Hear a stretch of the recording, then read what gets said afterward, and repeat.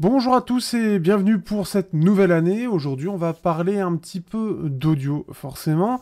Et on va commencer avec une marque que j'ai vu passer, mais je n'avais pas du tout abordé, donc on va en parler un petit peu ici. On va parler de la marque Zigat, qui est donc la toute nouvelle marque qui débarque un petit peu et qui est notamment référencée chez Linsoul qui, du coup, déjà quelques modèles maintenant, ils ont commencé un peu en fin d'année, on peut voir qu'ils sont tout récents, puisque leur Twitter a été créé en novembre 2023, en tout cas ils sont tout récents à l'international, et on va voir un petit peu ce qu'ils proposent. On peut voir qu'ils ont déjà sorti en tout 4 intras. Cela, alors peut-être que ça va être les prochains, mais il y a eu donc les Zigat Nuo, donc à 24 dollars. Ils ont sorti leur petit sac. Les Zigat Sino, on va regarder un petit peu, et les Dos Sino, donc on va voir un petit peu ce que c'est que tout ça. Donc on peut voir 100 dollars et 270 dollars, donc c'est peut-être déjà assez présent en Chine et ils commencent peut-être à s'exporter à l'international. On peut voir qu'en plus, ça a l'air assez professionnel là-dessus. Alors après, je connais pas assez Linsoul pour ça, mais au niveau de la présentation. Donc on peut voir que ici donc configuration hybride avec 4 armatures équilibrées et une armature et un driver de 10 mm. À 100 dollars, c'est assez classique. Un peu comme la même idée des TRN ST5, hein, c'est un peu la même idée. Donc on a un câble tressé assez simplement, ça a l'air assez correct. Le design, lui, est assez sobre, puisqu'on peut voir que ça a l'air d'être du plastique, j'ai l'impression. On va voir ça un petit peu plus bas, je pense. Zigat, ah ok. Donc Zigat, à la base, ils font aussi un peu des intras pour tout le monde, tout ça, et ils décident de sortir leur propre marque, un peu comme d'autres marques ont déjà essayé, et qu'on n'a pas forcément vu plus que ça. Mais l'idée, en gros, c'est un peu de dire, nous aussi, on sait faire des intras. Donc, du 20 Hz, 20 000 Hz, rien de spécial, 10 milliwatts, ok, ok, donc 100 dollars, il y a assez peu d'informations de ce point de vue-là. Donc, on a une signature tonale donc équilibrée, donc ça fait un petit peu pour fonctionner avec tout. Il y a peut-être moyen d'avoir déjà des tests qui sont sortis, et on peut voir ici sur Redfi, on va regarder vite fait, avant de passer à d'autres. 3 sur 5 pour Genesis, donc une signature sonore différente qui est pas très commune à ce type de prix. Une scène, une courbure de scène et structure qui est intéressante. Une basse qui est rapide et précise. Euh, Globalement bien détaillée, très confortable. Par contre, la signature qui divise, ça manque un petit peu dans les hauts médiums. Alors dual, donc en gros, ça manque un peu de précision au niveau des vocales et des instruments, ça manque un peu de précision, un peu de présence en gros. L'image stéréo manque de clarté et de précision pour être le plus intéressant en termes de scène, et ça manque un peu d'accessoires. Donc peut-être avec des aigus un petit peu en retrait, quoique même, ouais, c'est un petit peu en retrait en fait, on peut le voir, ce qui fait qu'effectivement, au lieu d'avoir des aigus qui vont être assez centraux et qui vont être très clairs, on va avoir quelque chose d'un petit peu plus diffus, un petit peu plus doux, et qui va être un petit peu moins centralisé. Donc résolution, tout ça, la Sharp Attack, tout ça, tout ça. Donc là, il explique bien. Alors lui, il a un truc assez ouf en termes d'explication de comment est la scène.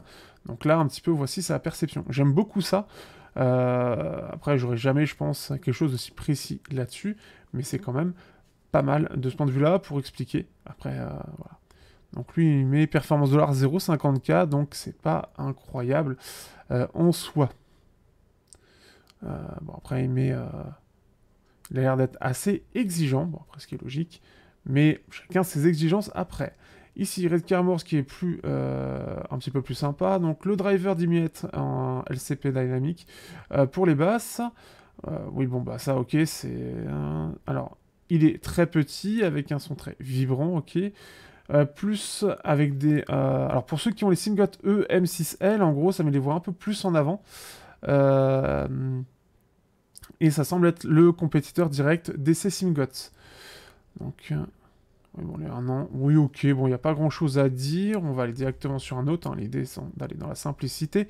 Si on regarde face, ça le note. Ah, mais là c'est les nuos. Ou sinon, pourquoi il parle des nuos? Ok. Sinon.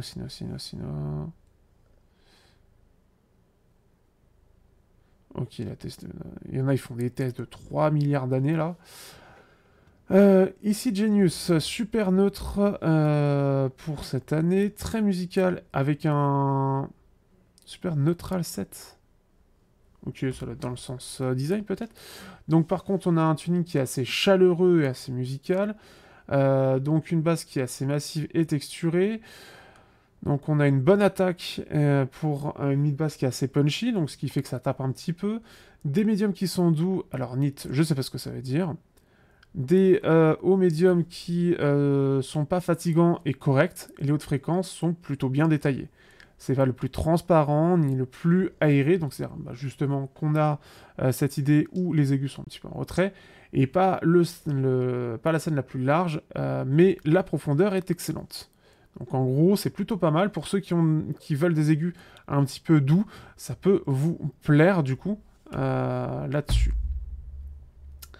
Pour lui, Cherillion, Smooth and Cohesive Response. Donc bon bah voilà, ok, la courbe est douce et cohérente. Voilà, des aigus qui sont un peu en retrait. On a des médiums qui sont clairs et qui sont bons, quoi, lush. Alors j'ai plus précisément, mais en gros c'est agréable. Une basse qui est riche et chaleureuse et techniquement plutôt bon. Par contre, ça manquait un petit peu de détail. Forcément, quand on a des aigus en retrait, ça va avec. On perd un petit peu dans ce côté un petit peu détaillé.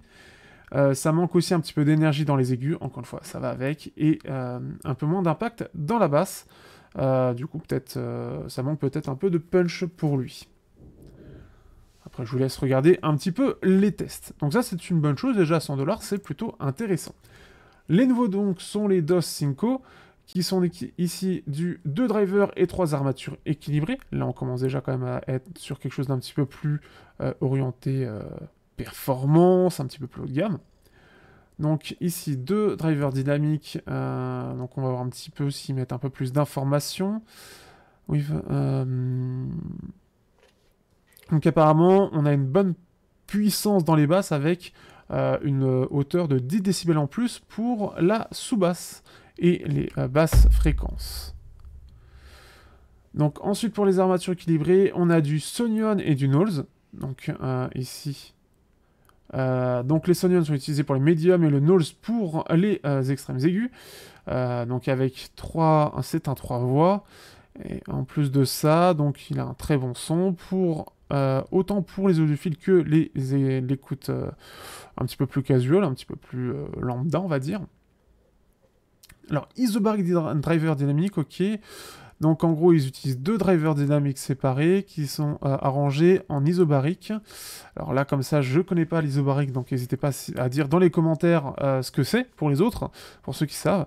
Donc, ça permet, en gros, dans l'idée, d'avoir une énorme quantité de sous-basse. Donc, avoir un côté un peu tactile, du coup. Donc, ce qui fait que ça peut être vraiment une basse qui peut plaire à certains. En fait, en gros, ça permet d'accroître la pression entre les drivers et donc accroître les basses. Un tuning dit audiophile, alors c'est un petit peu bizarre en disant qu'il y a beaucoup de sous-basses. Donc ils sont... Bon, voilà. Pour ceux qui cherchent beaucoup de sous-basses, du coup, ça peut être un excellent choix. Donc... En plus de ça, donc on a quelque chose de précis entre la transition entre les médiums et basses. Donc on a peut-être une légère coupure entre les basses et médiums pour pas que ça soit invasif dans les médiums. Ça serait quelque chose qui peut être intéressant à voir. Donc, give more body. Donc on a quelque chose qui a beaucoup de corps, de chaleur et beaucoup de richesse de détails. Donc on peut avoir des voix qui peuvent être vraiment, pour ceux qui aiment bien la présence des voix en plus de ça, ça peut vous plaire. Donc pour les aigus, c'est quelque chose de bien pour les micro-détails qui sont assez... voilà, c'est très précis, tout ça, tout ça. Ok. Donc là, il parle un petit peu de tout ça. Ok. Est-ce qu'il y a eu déjà quelques tests? Parce que là, je crois qu'ils sont vraiment tout récents, mais comme il y en a qui peuvent l'avoir un peu en avance, avec un peu de chance, il y a peut-être déjà un test, mais non, pas encore. Donc n'hésitez pas à regarder notamment, sinon sur Edfi, forcément moi je l'aurai pas en test, peut-être du coup les Sino, sait-on jamais, mais ça peut être intéressant. Ce qui est intéressant c'est qu'il y a les Sino Cotress qui sont un peu dans la même idée, est-ce que c'est pas ceux-là en fait? Je crois que c'est les mêmes. Ouais, ça doit être ça.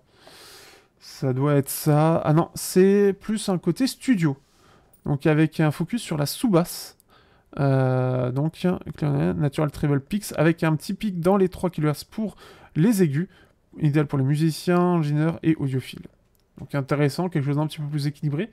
Donc avec toujours les 2 drivers dynamiques, mais arrangés différemment du coup.